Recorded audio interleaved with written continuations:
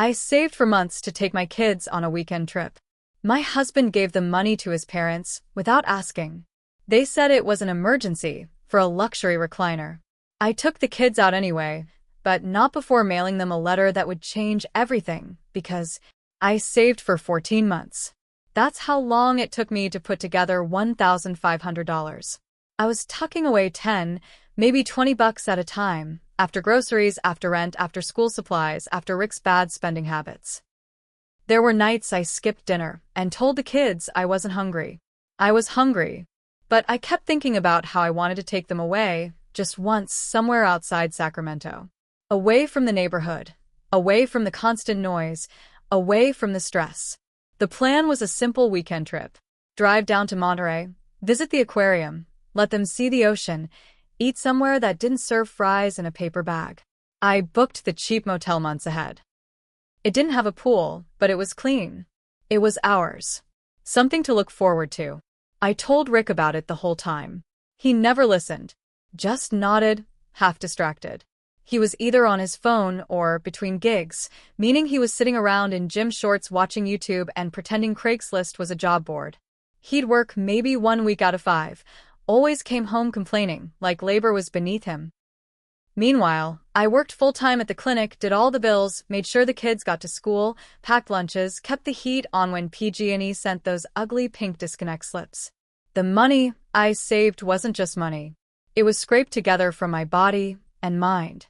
Every dollar represented a choice. And I made the right ones, until I made the mistake of trusting Rick.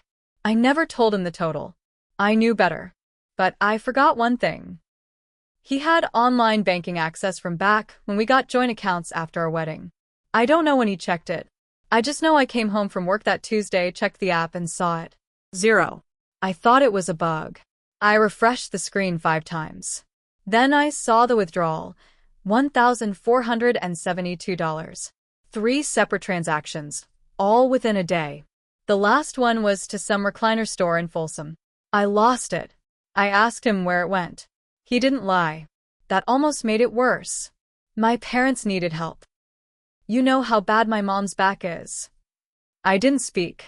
I couldn't. My hands were clenched, so tight they went numb. She found a chair that helps with her legs, raises her feet up, and all that. But they couldn't afford it. You took our trip money, I finally said, for a recliner. She's in pain, he said, like that made it okay. They're family. And what the hell are we? He rolled his eyes. You didn't ask me before planning the whole vacation. I stood there in our kitchen, with its cracked linoleum floor and broken cabinet hinges, and realized I didn't have a partner. I had a dependent. One who stole from our children. That night, I didn't sleep. I laid on the couch and stared at the ceiling, thinking about every shift I pulled while he sat at home. Every time I'd said no to new shoes or pizza night because I was saving. And how he took it. Not for a sick kid. Not for rent. For a ***ing luxury chair with cup holders and massage settings. I knew right then I couldn't let it go. I sold what I could the next day. His old PlayStation, a set of golf clubs he insisted he needed and never touched, a barely used lawnmower. Posted everything online, no negotiation. Got $400 cash in hand. I booked one night at a budget motel in Santa Cruz. Not Monterey like I dreamed, but it was near the beach. That would have to be enough. Friday morning, I packed the car. I told the kids we were going on a surprise trip. I didn't tell Rick until we were backing out. He came running out in his socks. What the hell is this? We're going. You're not. With what money? He snapped. I found a way, I said. Just not one that includes you. The kids were in the back, smiling and clueless. I wasn't about to let him see me cry, so I rolled up the window and drove away. But before I left, I did one more thing. I mailed a letter. I'd spent hours on it. Wrote it from scratch, not angry, just clear. I told his parents what he did. How hard I worked. What the money was for. I attached copies of receipts, dates, my notebook, where I tracked every deposit. I made sure they saw it for what it was, theft. From their grandkids. I wrote, "This wasn't your emergency. It was his betrayal. I hope the recliner's comfortable. We had a good time in Santa Cruz. The kids played on the beach, screamed when they saw sea lions, ate greasy burgers in a diner that smelled like salt and ketchup. They didn't know what had happened. That was the point. When we came back Sunday night, Rick was in a rage. His parents had called, screamed at him, called him selfish, sent me a check for $1,500 with a handwritten apology from his dad. He didn't get another dime from them after that. But that was just the beginning. He didn't know what I'd already started doing that weekend, online between sandcastles and dinner. I'd started filling out paperwork, talking to a lawyer, quietly shifting things out of joint ownership. Because I wasn't going to waste another year saving for happiness only to have it stolen again. I've got more to tell if you want what happened next. It gets darker before it gets better. After that weekend trip, something changed in me. I stopped waiting for Rick to be a better man. I stopped believing he ever would be. The kids and I came home Sunday night tired but happy. There was sand in their shoes and ketchup stains on their shirts. I'd gotten them cheap souvenirs, a plastic snow globe and matching hoodies from a boardwalk shop. They were still giggling about the sea lions when we pulled into the driveway. Rick was sitting in the living room with the TV off. That was rare. Usually he was glued to it like a second skin. But now he was just sitting there, staring. He didn't say a word when the kids walked in and ran to their rooms. Then he turned to me. "You think you're clever?" he said. "I think I'm tired," I replied. "Tired of being your safety net." His face twisted. "You humiliated me. My parents think I'm a thief." "You are a thief," I said, keeping my voice low so the kids wouldn't hear. "You stole from your own children. They were going to pay it back. They didn't even know you took it until I told them." He slammed his fist on the table. "You mailed them a damn dossier like some kind of cop? Over a chair?" "No," I said. "Over your choices."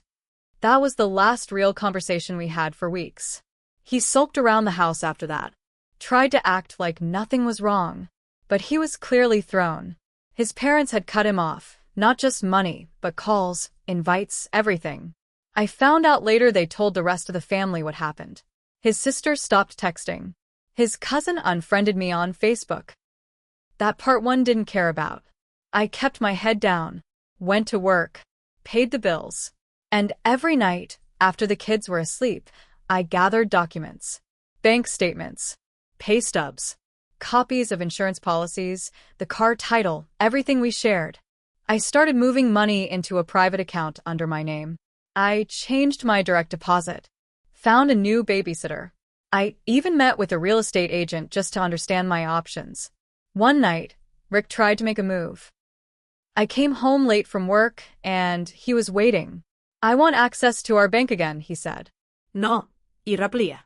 "I'm your husband. You're a liability." He grabbed my arm. Not hard, but enough to scare me. It was the first time I saw that look in his eyes. Not just anger, but desperation. It was like he knew I was slipping away, and he didn't know how to stop it without force. That night, I locked my bedroom door for the first time in 12 years. Things got uglier. He started saying nasty things in front of the kids, calling me names, passive-aggressive jabs about how I emasculated him, how I ran the house like a prison. I didn't rise to it. I just wrote it all down. Every incident. I kept a log, dated and detailed. I needed proof. Then one day, he tried to use the kids. I was at work when I got a call from my daughter's school. Rick had come to pick her up early, said there was a family emergency. He doesn't even know how to log into the school portal. I rushed there like a maniac, heart pounding, and found them in the parking lot. My daughter looked confused. I walked straight up to the car and told her to go back inside. Rick looked stunned. "What the hell are you doing?" he asked. "I told the school you don't have pickup rights without my permission. Next time you try this, I'll have the cops here." He drove off without another word. But I filed the emergency custody paperwork that night. I couldn't trust him with anything anymore. Not the kids. Not the house. Not my safety. The thing is, I hadn't told him yet. I'd already retained a lawyer. I was preparing everything behind the scenes. I wasn't just leaving. I was going to leave him standing on scorched earth, just like he left me when he emptied that savings account. Because I'd learned something since that day. It wasn't about the money. It was about respect. And he never had any for me. But I was going to teach him exactly what that loss feels like. What happened next? Well, he forced my hand. I thought I had control. For the first time in years, I felt like I was finally holding the reins. Quietly building my case. Quietly preparing my exit. I thought if I just kept my head down and stayed smart, I could get the kids out clean. But Rick wasn't as clueless as I thought. He wasn't smart, but he was paranoid. One night, I came home and noticed my desk drawer was open. The one I kept locked. The one with my lawyer's business card, some legal forms, and a manila folder full of printouts I'd planned to give the court. He'd definitely gone through it. I didn't confront him right away. I just watched. And that's when things shifted. He started acting polite again. Nice, even. Cooking dinner once in a while. Making jokes with the kids. He even offered to pick up groceries, with his own money.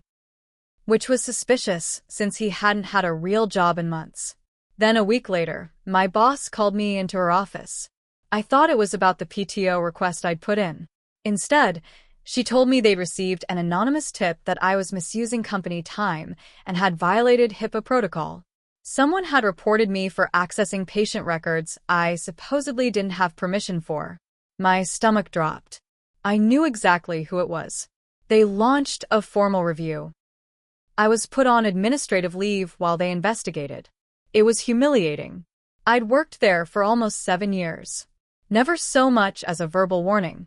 I couldn't prove it was Rick. But I knew. It was the timing, the tone, the sudden niceness followed by sabotage. He'd found my documents, realized I was leaving him, and went on the offensive. He was trying to ruin me before I could leave. I wasn't just angry. I was scared. He hadn't touched me, not physically. But the games he played now felt calculated. Smiling 1 minute, cutting the next. And always around the kids. Watching me. I installed a security camera in the living room. Just a cheap one, tucked behind a plant. I didn't tell anyone. I wanted proof of his moods, his manipulation, the way he made the kids feel small and blamed me for everything. And then something happened I didn't see coming. His mom showed up at her house. I came home from a job interview. Because I wasn't waiting to find out if I'd be fired, and saw her car parked in front. She was inside, standing in the kitchen like she owned the place. I came to check on my son, she said without even saying hello. He's in the garage, I replied, dead cold. She looked me up and down. He said you're trying to take the kids. That you're poisoning them against him. That you're trying to bankrupt him. I laughed. Actually laughed. What's there to bankrupt? His Xbox collection?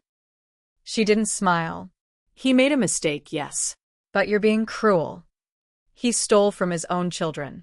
He lies. He tried to get me fired. She flinched. Just slightly.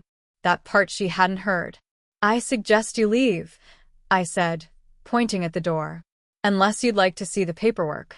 As she walked out, she said something that chilled me. You're going to regret turning this into a war. I didn't respond.